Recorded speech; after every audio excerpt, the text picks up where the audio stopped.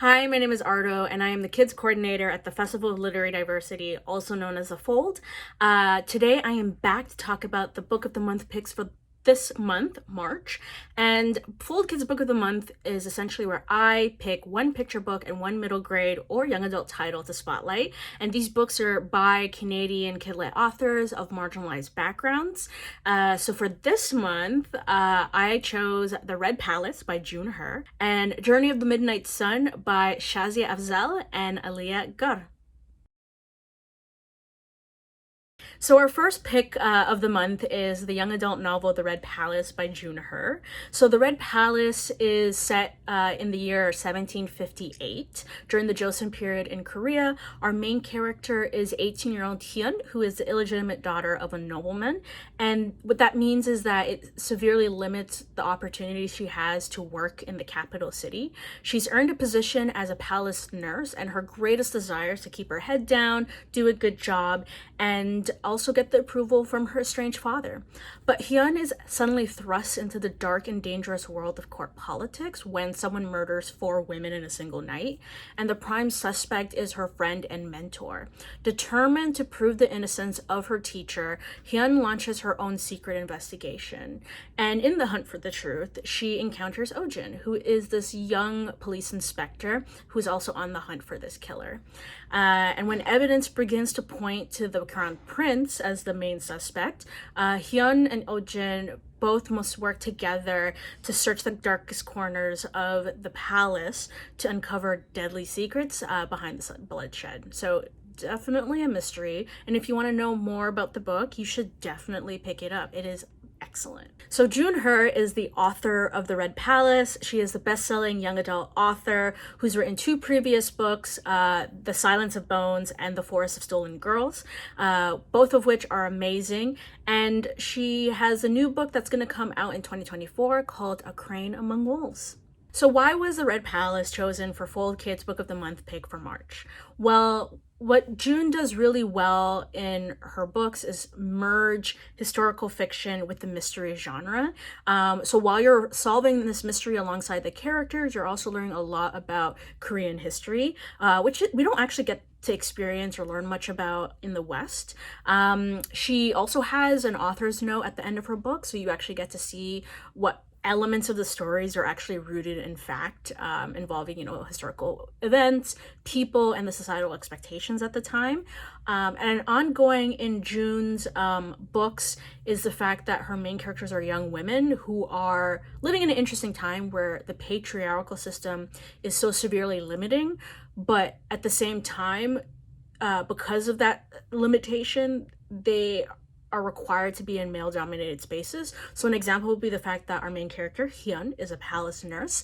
And the reason that she's able to be a palace nurse is because at the time, men weren't allowed to touch women who they weren't married to in any shape, way, or form, or be in their close quarters. And so that requires a woman to be able to help administer healthcare in those contexts. So very interesting how a patriarchal system is so limiting that it goes back around to offering opportunities that in some other contexts women wouldn't have been able to do. And of course, lastly, my favorite bit, what made The Red Palace in particular, because I do enjoy June Hur's books overall, but The Red Palace in particular is my favorite because of the relationship between Hyun and Ojin. And that relationship is a really great balance to the sadness and brutality of the actual mystery that they're trying to solve. It is a murder mystery, so there is going to be elements of action, violence, and of course murder. But that relationship between Hyun and Ojin is oh my god, did I almost make a ship name? Is really nice to read in the midst of all of that. But yeah, that's why you should be reading The Red Palace if you haven't already. So our other Fold Kids Book of the Month pick is the picture book Journey of the Midnight Sun.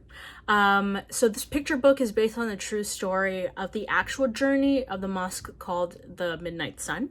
So in 2010, a Winnipeg-based charity raised funds to help build and transport a mosque to Inuvik, which is one of the most northern towns in the Canadian Arctic. A small and growing Muslim community had been hosting their services in a cramped trailer, and so there wasn't really enough space to be able to, pray and do all of that. And so the mosque ended up traveling 4,000 kilometers on a journey fraught with, poor weather, incomplete bridges, narrow roads, low traffic wires, and a deadline to actually get on the last barge heading up to the Mackenzie River before the winter freeze, so before the actual water froze over, which would actually prevent the mosque being delivered until it defrosted. But it made it on time and is now one of the most northern mosques in the world. So Journey of the Midnight Sun has been written by Shazia Afzal, who has been a teacher and storyteller for over 20 years. She immigrated to Canada in 2002 and sought to find a mosque in her community with every move she made and ensuring that there is a mosque present. And so for her, the construction and transportation of the Midnight Sun Mosque really resonated with her and led her to write this fun adventure for kids.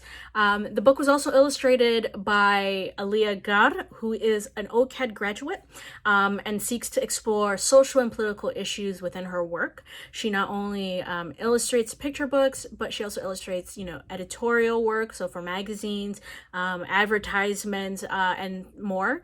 And her work has been recognized by the Society of Illustrators, American Illustration, and Adobe. And she's been awarded by and published in the 3x3 magazine and in Applied Arts magazine. So why was Journey of the Midnight Sun selected as this month's Book of the Month pick? Well, I need to start off right off the bat with Aliya Ghare's artwork.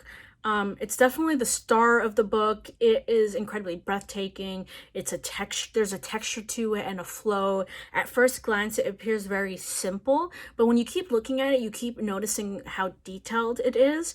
There's an earthy vibrancy to the colors as well. I don't know if that makes any sense, but that's what I get from it. It's kind of like a grounded brightness. And she was recently featured actually on Fold's Illustrator Spotlight via our social media channels. And, as for the story overall, it is a lovely experience. Shazia Afzal does a really great job at pacing out the true story for young audiences and communicating the community effort that went into providing the space for Muslims to pray in the northernmost part of Canada. As a reader, you not only just experience this really cool story, but there's also a warmth inside of you. The idea that folks somewhere so far away noticed a need and actually raised funds so that this community is able to pray and engage in a much bigger and more comfortable space.